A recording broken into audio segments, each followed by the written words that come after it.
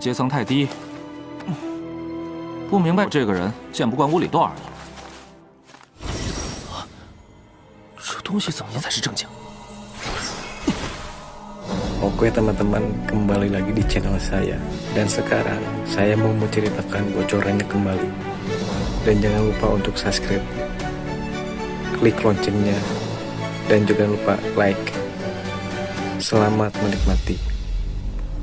Gaskeun. Sudah berapa hari aku pergi? Tanya Yang Kai. 35 hari, jawab iblis itu. Selama waktu yang begitu lama, Yang Kai sama sekali tidak merasakan berlalunya waktu, dan ia tidak menyangka bahwa pengalamannya akan memakan waktu begitu lama. 35 hari, saya tidak tahu bagaimana keadaan Suyan sekarang. Namun, Yang Kai memiliki kepercayaan padanya. Suyan bukanlah wanita biasa. Terakhir kali ia sulit mengendalikan diri, alasan terbesar adalah ia masih berada di paviliun Ling Qiao. Namun kali ini, ia telah pergi, ia tidak punya pilihan selain menahan denyutan yang melonjak dengan latihan. Ia pasti akan berhasil. Saya yakin kekuatan Suyan akan meningkat pesat di lain waktu. Bingxin Jue tidak hanya untuk tubuh, tetapi juga untuk meningkatkan suasana hati. Di mana ini? Yang Kai melihat sekeliling dan tidak tahu di mana dia sekarang. Setelah lebih dari 30 hari berlari, Yang Kai memperkirakan bahwa dia jauh dari paviliun Ling Qiao. Telinga Yang Kai bergerak, melihat ke belakangnya, ada beberapa gerakan. Menunggu sejenak, barisan iring-iringan jauh di mata Yang Kai. Dia melesat ke sisi jalan, dan Yang Kai memperhatikan iring-iringan kereta kuda yang lewat. Ada 3 kereta kuda dalam konvoi itu. Di samping kereta kuda itu ada beberapa prajurit dengan pedang. Berdiri di pinggir jalan, Yang Kai jelas menarik perhatian para seniman bela diri itu. Dia bisa merasakan banyak mata menatapnya dengan waspada. Tetapi Yang Kai tampak tenang dan tidak bereaksi apapun. Dia hanya berdiri diam. Para prajurit ini tampaknya tidak memiliki kekuatan tinggi. Bagaimana mereka bisa tahu kedalaman Yang Kai? Jadi lihat saja dia berbalik, lalu tidak lagi waspada. Kereta kuda pertama, seorang pria parubaya berteriak pada Yang Kai. Pengemis kecil, minggir. Yang Kai mengerutkan kening dan tidak ingin diganggu. Dia mundur beberapa langkah untuk menghindari. Yang Kai awalnya ingin menghentikan mereka dan bertanya di mana ini, tetapi ketika dia melihat penampilan para prajurit yang waspada, dia tetap diam. Jika terjadi kesalahpahaman, itu akan buruk. Yang Kai memperhatikan dengan saksama.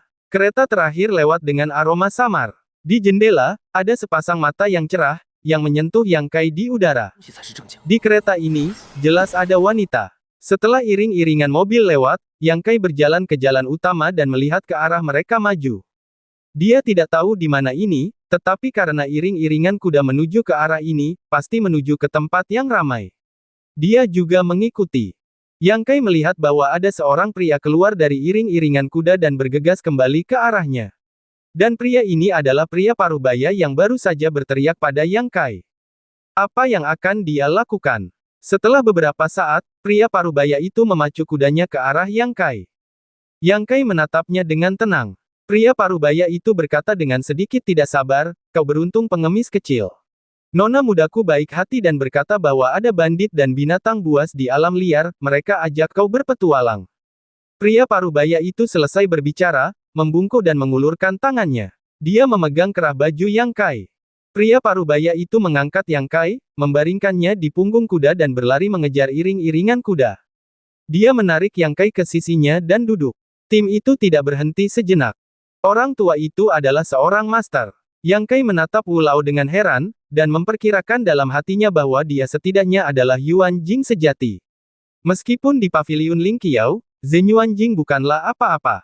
Generasi muda Suyan dan Hong Chen telah berkultivasi ke Zhen Yuanjing. Bagi keluarga kecil itu, Zhen Yuanjing adalah keberadaan yang mereka nantikan. Terlebih lagi, itu adalah daerah Lihe, yang juga dapat mendominasi di tempat kecil. Wu Bafeng tua tidak bergerak, dia melihat mata Yang Kai. Dia mengambil botol air di sampingnya dan menyerahkannya kepadanya. Terima kasih orang tua. Yang Kai minum, lalu tiba-tiba batuk. Para prajurit di depannya tertawa dan berkata, "Tuan Wu, mengapa Anda memberinya minuman keras semacam ini? Bukankah itu membunuhnya? Saya tidak berani menyentuh anggur ini."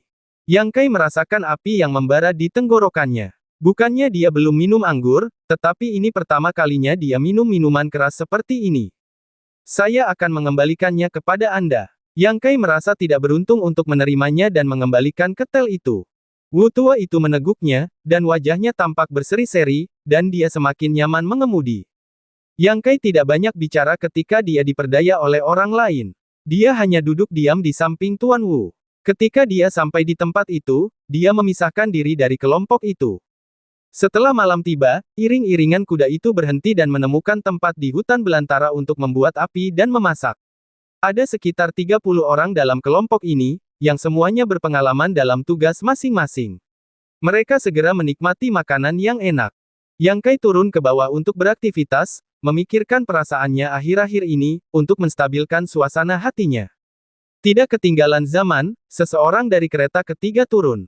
Yang Kai menoleh dan melihat 3 wanita, salah satunya adalah wanita cantik berusia 30-an. Di sebelahnya ada 2 wanita muda, yang keduanya baru berusia sekitar 20 tahun.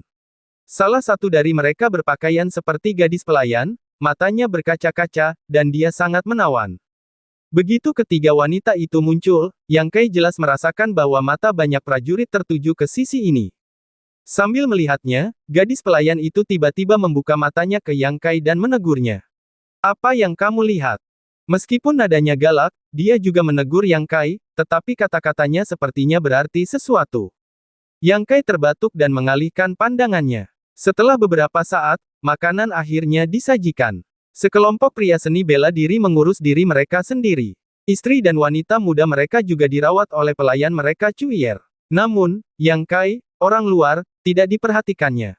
Wanita dan nona di sana jelas melihatnya dan membisikkan sepatah kata kepada Cuier. Yang terakhir mengangguk dan pergi mengambil makanan untuk Yang Kai dan menyerahkannya kepadanya. Pengemis kecil, makanlah sesuatu. Yang Kai tidak menolak. Dia mengulurkan tangan dan mengucapkan terima kasih. Cuier tersenyum padanya. Dia berjongkok dan berkata dengan suara rendah. Pengemis kecil, jangan marah. Aku tidak memarahimu tadi. Yang Kai mengerutkan kening. Kamu memanggilku apa? Sejak awal hari, dia terkejut. Pria parubaya itu sepertinya memanggil dirinya sendiri seperti itu, tetapi dia tidak memahaminya saat itu. Sekarang Cuier juga memanggilnya seperti itu. Pengemis kecil, bukan. Cuier mengerutkan mulutnya dan tersenyum. Aku pengemis kecil. Yang Kai akhirnya mengerti. Ini berarti dia seorang pengemis. Melihat ke bawah, Yang Kai terkejut. Pakaiannya lusuh, tertutup debu dan noda. Cuier lebih senang dengan senyumnya. Dia mengeluarkan cermin perunggu kecil dari tangannya dan menyerahkannya kepada Yang Kai.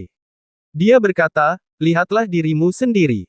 Tidak seperti pengemis kecil. Apakah ini seperti ini keadaanmu sekarang? Rambutnya berantakan. Cuier mengambil kembali cermin perunggu itu sambil tersenyum dan bertanya, dari mana asalmu, pengemis kecil? Bagaimana bisa berjalan sendirian di hutan belantara? Yang Kai menjawab, aku mengemis di sini sepanjang jalan, dan aku tidak tahu dari mana aku berasal. Sayang sekali aku tidak punya pakaian yang bisa kamu pakai. Kalau tidak apa-apa untuk mengirimkan beberapa set kepadamu. Sekarang musim gugur, dingin setelah malam tiba. Jika kamu mengenakan sedikit pakaian, kamu akan merasa kedinginan. Yang Kai menjawab, tidak apa-apa. Kalau masih kurang, kamu bisa ke sana dan menyajikannya. Cuier bertepuk tangan, berdiri, dan pergi melayani istri dan nonanya lagi. Setelah semalaman berdiam diri, tim berangkat lagi keesokan harinya. Selama 2 hari berturut-turut, Yang Kai tetap berada di iring-iringan ini. Pada siang hari, dia duduk di sebelah Tuan Wu dan melihatnya mengendarai kudanya dengan cambuknya. 2 hari kemudian, melalui obrolan dengan Cuier, Yang Kai juga mengetahui keberadaan mereka. Sekitar 3 hari dari sini, ada sebuah kota bernama Haicheng, dan tujuan mereka ada di sana. Kelompok orang ini berasal dari Tongzu, yang merupakan pasukan kecil di sana. Namun, setengah tahun yang lalu, kepala keluarga meninggal, dan istrinya membawanya ke Haicheng untuk bergabung dengan teman dekat kepala keluarga. Cuier tidak jelas tentang hal-hal ini, dan jelas tidak berani mengatakan terlalu banyak, tetapi Yang Kai juga menyimpulkan sesuatu darinya. Tidak ada seorang pun yang rela membawa keluarganya dan meninggalkan kampung halamannya, terutama anak yatim dan ibu-ibu janda. Mereka telah menempuh perjalanan jauh, mengalami risiko dan kekhawatiran. Jika tidak ada alasan yang kuat, di mana mereka akan membuat pilihan seperti itu? Yang Kai menganggap bahwa tuan dari keluarga ini pasti telah menyinggung banyak orang di Tongzu sebelum dia meninggal. Begitu dia meninggal, istri dan nona mudanya tidak memiliki dukungan, dan tentu saja mereka harus pergi jauh. Sejumlah besar prajurit ini juga membenarkan kesimpulan Yang Kai. Menurut Cuyer, setengah dari prajurit ini dilatih oleh tuannya sebelum dia meninggal. Setelah kematiannya, dia masih bersedia membantu dan mengawal istri dan nona mudanya dalam perjalanan yang aman. Hanya ketika mereka kembali ke Tongzu, beberapa dari mereka dibayar. Yang Kai juga menanyakan situasi Hai Cheng kepada Cuyer, tetapi Cuyer belum pernah ke sana. Tentu saja, dia tidak begitu jelas tentang hal itu. Dia hanya mendengar dari istrinya tuannya bahwa ini adalah kota di sepanjang pantai, yang memiliki pemandangan unik dari daratan. Kota di tepi laut. Yang Kai juga sedikit penasaran. Jika bukan karena langkah ini, Yang Kai memperkirakan bahwa dia tidak akan pergi sejauh ini. Dia tahu wilayah dinasti Han. Sisi paling selatan adalah laut yang tak berujung. Jika Cuyer berkata demikian, Hai Cheng adalah kota paling selatan dari dinasti Han. Dengan beberapa harapan dalam pikirannya, Yang Kai terus berjalan bersama tim. Dalam 2 hari terakhir, tugas terpenting Yang Kai adalah mengamati pergerakan Wu Lao, yang sedang menunggang kuda. Dia menemukan bahwa ketika lelaki tua itu sedang mengendarai kudanya, ada pesona yang tak terlukiskan dalam mengayunkan cambuk. Kekuatannya hanya Zenyuan Jing, yang tidak terlalu tinggi, tetapi bagaimanapun juga, usianya sudah tua, dan dia memiliki pemahaman sendiri tentang seni bela diri, yang semuanya terkandung dalam gerakan melempar cambuknya. Yang Kai begitu terpesona olehnya sehingga, dikombinasikan dengan pemahamannya tentang gerak kaki beberapa hari yang lalu, dia samar-samar merasa bahwa ada beberapa kesamaan. Malam itu, iring-iringan kuda berhenti lagi. Yang Kai keluar dari kereta kuda, menjauh dari keramaian, atau mencari tempat yang tenang untuk duduk, dari tanah untuk mencabut rumput liar. Seluruh tim tidak begitu menyukainya. Tidak ada yang menyukai pengemis. Jika bukan karena kebaikan nona muda dari keluarga ini, kemana mereka akan membawa Yang Kai? Sesaat kemudian, terdengar suara langkah kaki di belakangnya. Tanpa menoleh ke belakang, Yang Kai tahu siapa orang itu. Hei, pengemis kecil. Suara pelayan wanita Cuyer terdengar. Yang Kai tersenyum dan berkata, sudah kubilang namaku, tidak bisakah kau mengganti namaku? Anak kecil. Cuyer menatapnya dan membalikkan telapak tangannya. Dia mengambil 2 buah kastanya dan menyerahkannya kepada Yang Kai. Dia mengambil yang satunya dan mengupasnya. Gadis ini sering membawa beberapa makanan ringan untuk dibagikan kepada Yang Kai saat dia sedang beristirahat, mengapa dia tidak membencinya? Setelah bertanya, Cuyer memiliki seorang adik laki-laki, tetapi kemudian dia meninggal karena kelaparan. Kakak laki-laki dan perempuannya mengemis, dan kemudian mereka dirawat oleh istri dan nona mudanya. Yang Kai terlihat seusia dengan kakak laki-lakinya yang sudah meninggal, jadi dia tidak akan membencinya. Apakah kamu mencuri dari nona mudamu lagi? Yang Kai bertanya.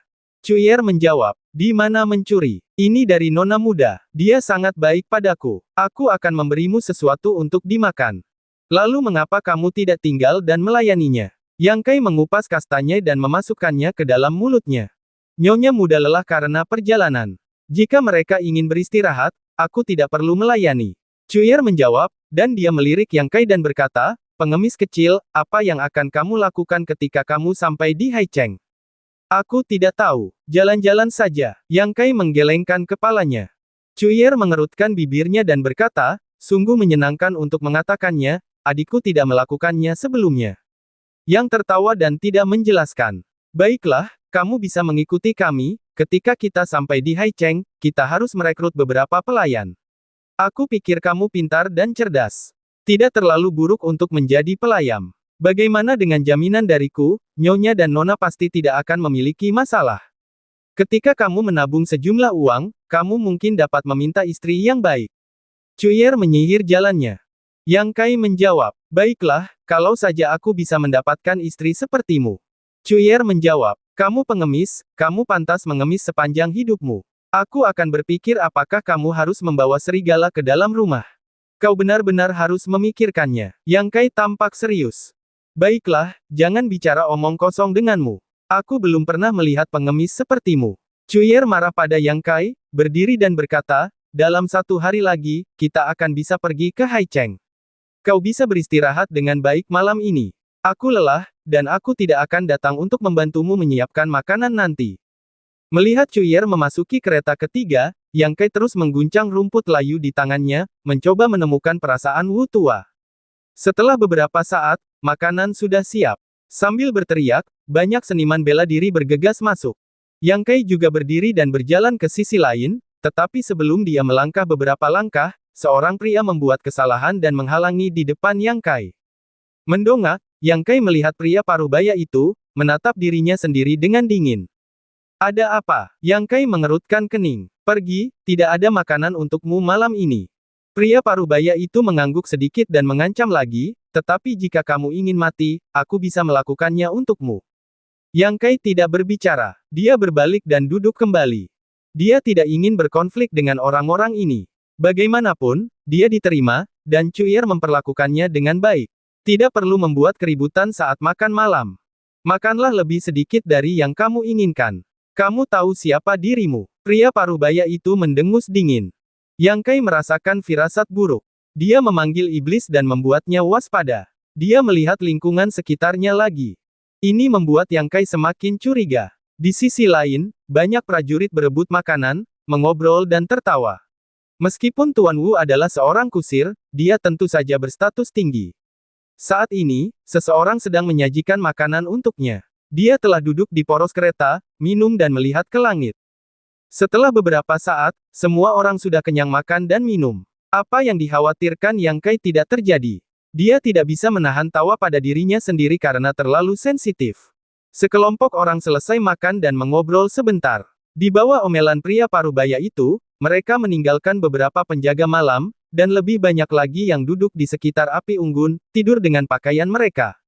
Yang Kai juga perlahan-lahan meletakkan hati, berbaring di kejauhan dengan mata tertutup. 1 jam kemudian, suara iblis tiba-tiba terdengar. Tuan kecil, ada yang salah. Yang Kai membuka matanya, iblis untuk mengingatkannya, dia juga menyadari bahwa itu salah. Saat ini, para prajurit itu terengah-engah. Secara umum, meskipun mereka berjalan di alam liar bersama-sama, mereka harus selalu waspada.